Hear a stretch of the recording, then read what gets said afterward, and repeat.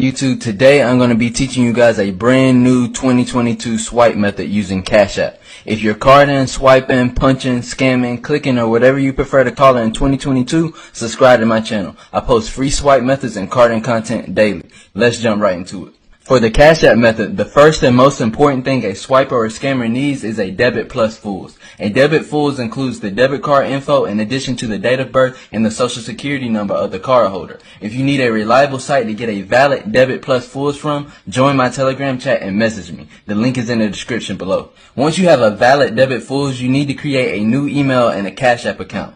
Go to the App Store and download Proton Mail. Use Proton Mail to create a new email address because it's encrypted and untraceable. Use the first and last name that's on your debit FULLZ to create the Proton Mail email address. This new email address is the email address that you're going to use to create a new Cash App account. Go back to the App Store and download Cash App. When you open up a Cash App account, it's going to ask you to enter a phone number or an email address to create a new account. Make sure you select email and enter the Proton Mail address that you just created.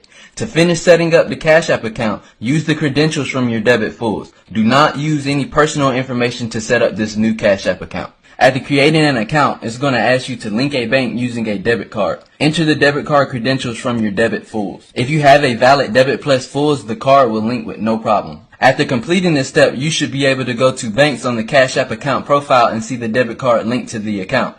Now you're almost ready to cash out. Make sure you watch this entire video so that you don't miss any steps and fuck this up. Go to the Cash App home screen where it shows your $0 balance and click Add Cash.